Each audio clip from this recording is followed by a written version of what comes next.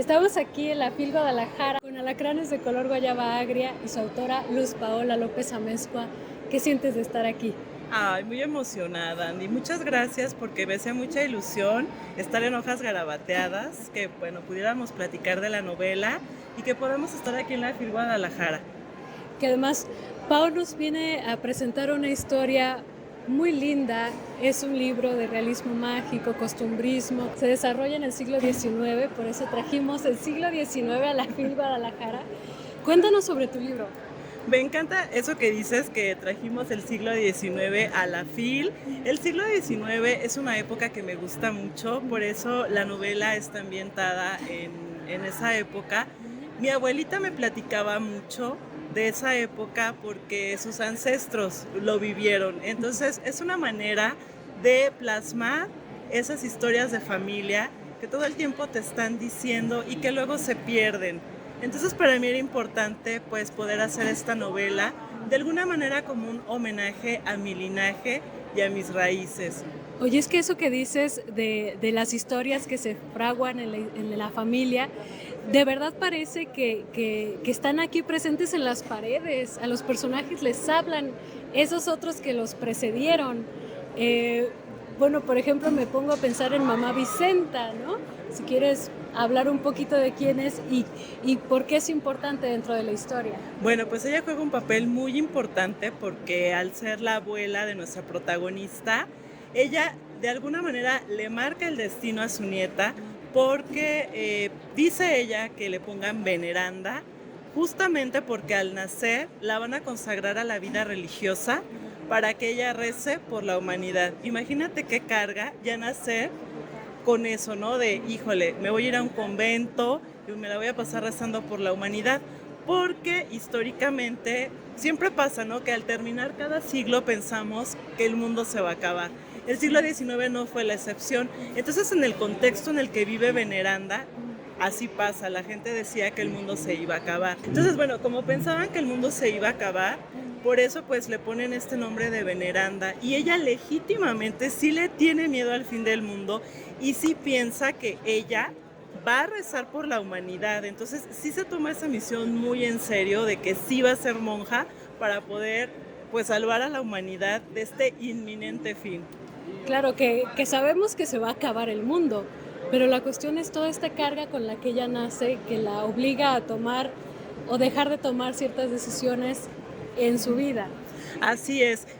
Una parte es el miedo que ella tiene, entonces justamente este miedo, esta angustia hace que no disfrute la vida, hace que pueda tomar a lo mejor no decisiones muy acertadas por el miedo, pero bueno, también es este contexto, ¿no? Religioso en el que vivía la gente de esa época y pues había muchas manifestaciones religiosas y además de supersticiones que la envolvían. Entonces, pues todo esto se suma a que pues ella tenga que enfrentarse y pues tener este destino. Cuéntales a tus lectores de dónde tomas inspiración, porque México es un país lleno de magia y la oralidad está ahí latente todo el tiempo. Hay cosas mágicas que se desarrollan o que creamos todo el tiempo, pero hay mucho de esas historias de leyendas, de mitos mexicanos, porque además se desarrolla en el Bajío mexicano. Así es, bueno, la inspiración la tomo, la verdad que de muchas vertientes. Una de ellas es, como dices, las leyendas. Constituyen mi primer acercamiento con la literatura. La oralidad también, justamente por mi lengua materna, lo digo literal por mi mamá y mi abuela, me contaban muchas historias. Entonces, la oralidad para mí es súper importante. Me gusta mucho escuchar cuando las personas me platican estas historias. Entonces es una como de mis vertientes donde tomo inspiración y la otra es definitivamente la historia familiar. Alacranes de color guayaba agria es como muchas historias, la historia de una familia. Entonces todas esas anécdotas familiares de los ancestros, la verdad me nutren mucho para poderme inspirar. Ahora se llama Alacranes de color guayaba agria. Yo supe de otros títulos que tuvo la novela mientras se desarrollaba. Al final te decidiste por este y por qué. Bueno, los alacranes son una parte muy importante de la novela. Como bien dices, yo tenía otros títulos en mente más relacionados con el fin del mundo, pero los alacranes aparecen en la novela como augurios. Cada vez que a Veneranda, nuestra protagonista, le va a suceder algo, aparece un alacrán. Entonces dije, los alacranes definitivamente tienen que estar presentes. Eran los protagonistas a los Así que es. no se les había dado su lugar. Así es, o sea, aunque era como muy obvio, como que yo no lo había visto así. Entonces dije, tienen que estar ahí. Y de color guayaba agria porque hay una parte en la vida de nuestra protagonista donde las guayabas son muy importantes. Y agrio porque estamos acostumbrados a la guayaba aromática, dulce, rica, que nos evoca recuerdos. Pero ¿qué pasa cuando la guayaba está echada a perder? No sabe buena, nos trae amargura, ¿no?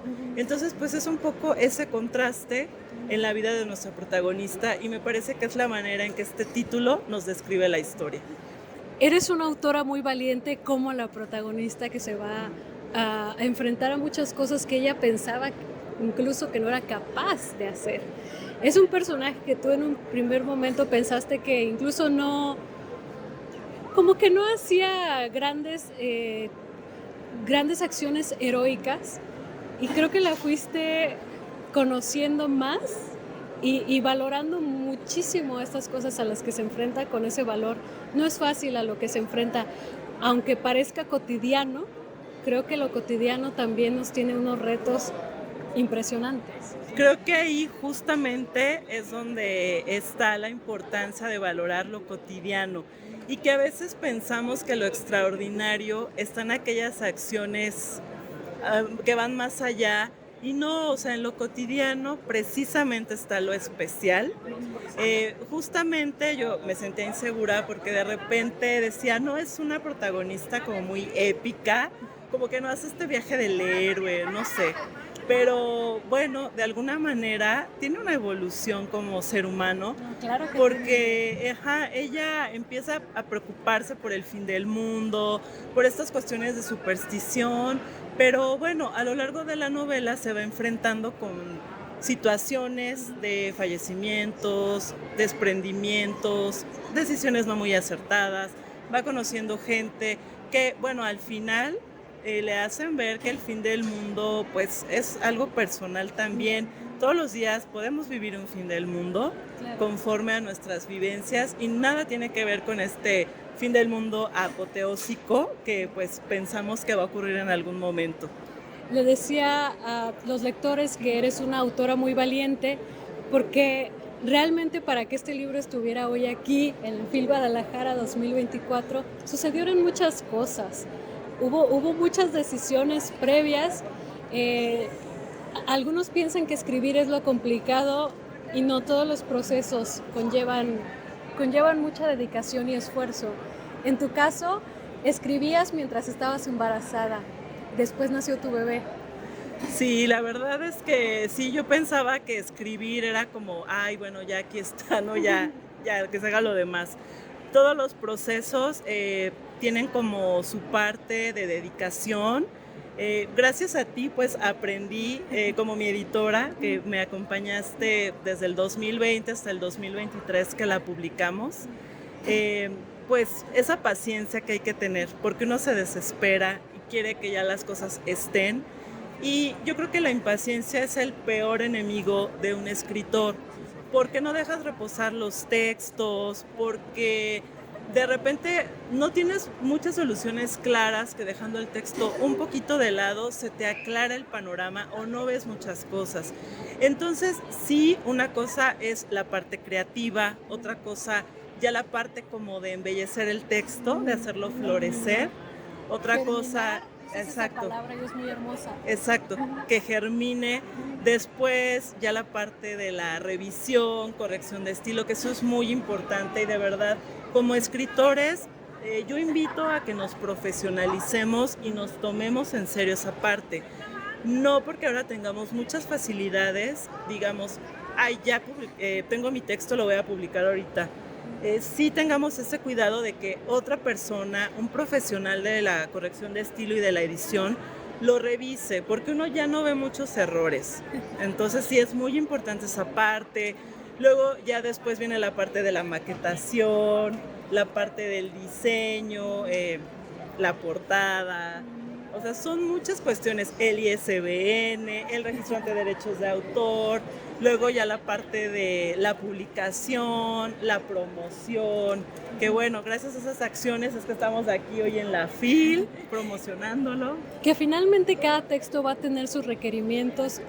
Yo los invito sobre todo a que dignifiquen su texto, que le den no nada más ese cariño, sino finalmente profesionalizarlo es darle la dignidad que merece, el cuidado que merece para que su expresión realmente pueda llegar a sus lectores. Pero yo te hablaba de que nació en casi el mismo tiempo que tu bebé. Sí. Y también eso fue como mujer complejo, porque me comentabas que muchas veces se tiene romantizada la maternidad, Sí. muchas veces no nos cuentan cómo es. No tiene nada que ver con querer o no a los hijos, simplemente tu mundo cambia, se te acabó el mundo y surgió otro. Efectivamente, ahí me di cuenta de que no se nos dicen muchas cuestiones que yo creo que es importante visibilizar. Como dices, no porque no queramos a nuestros hijos o porque las verbalicemos sea malo.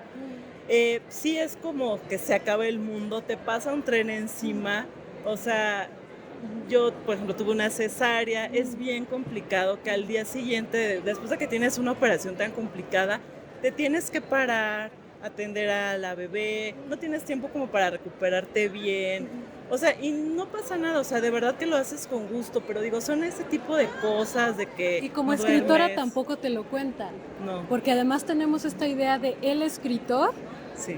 que a veces paterna y a veces no, pero ojalá y sé que se están abriendo estos espacios, pero poco se habla de la mamá escritora, que también tiene que ver con otras cosas.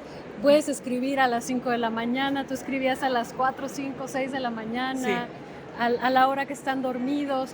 Muchas escritoras a lo largo de la historia han tenido que hacerlo y pocas veces se celebra lo suficiente. Ah, sí tienes toda la razón, porque pues ahora sí que por el apego que los niños, bebés tienen hacia ti, pues tú estás todo el tiempo con ellos. A lo mejor los escritores, como dices, pueden paternar un ratito, pero pues sí como que se pueden liberar a lo mejor un poco más, pero una no, sí es como más difícil. Y sí lo vimos, recuerda que, no sé si Julia se despertaba a las 6 de la mañana a comer, pues yo me despertaba como a las 4 a escribir porque ya teníamos la historia muy avanzada.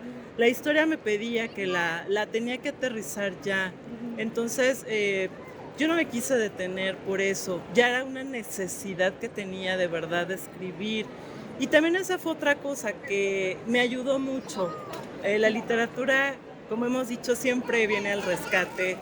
Y pues era una forma también de yo sentirme bien.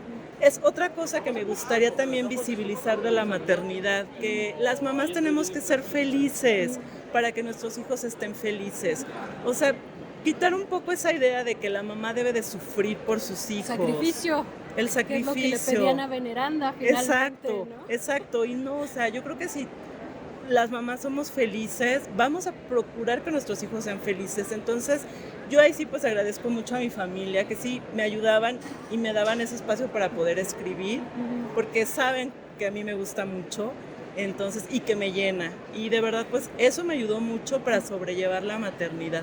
Que además tu bebé es hija de las letras y ya próximamente ya va a presentar sus libros, por supuesto. Sí, ella ya dice, mamá, yo voy a presentar la próxima vez tu libro, tú vas a estar en el público y yo voy a presentar, yo perfecto. Me encanta pues que vea este mundo y que vea todas las posibilidades que tiene. Así es.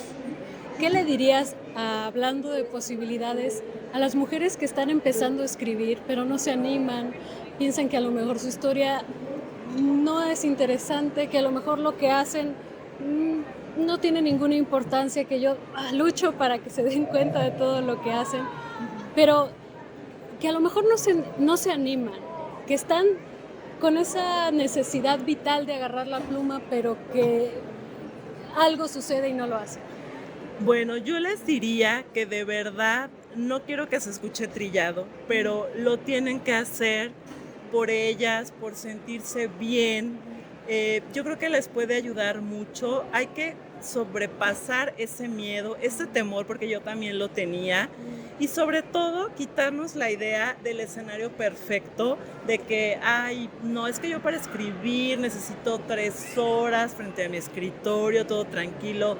Pues bueno, eso a lo mejor no va a pasar. Entonces, eh, tienes que buscarte el tiempo para hacerlo. Y todas las historias son importantes, porque todas las visiones son diferentes, es muy enriquecedor. Entonces, no se tienen que comparar con nadie, ni decir, mi historia no es importante, mi historia no es especial, no. Todo es especial porque es una visión diferente. Y es muy enriquecedor, de verdad, que lo plasmen y lo den a conocer. Así es, pues las invitamos a descubrir su propia voz, a hacer escuchar esa voz. Luz Paola López Amezcua es una mujer de tinta. Las invitamos a leer este maravilloso libro, a leer todo lo que escriba Paola, porque es una maravillosa escritora, y que escriban también. Muchas gracias, Andy, y pues sobre todo agradecerte por todo tu acompañamiento y todo el equipo de Hojas Garabateadas, que pues siempre ha estado atrás de mí, sigue detrás de mí ahora aquí en la FIL. Muchas gracias porque pues muy amorosamente me han acompañado y estoy muy agradecida. Gracias a ti por darnos esa oportunidad. Gracias a ustedes por también abrirnos las puertas de su corazón, de su alma. Y pues vamos a seguir viajando en el tiempo para dar a conocer las letras de Pau. Muchas gracias. Gracias.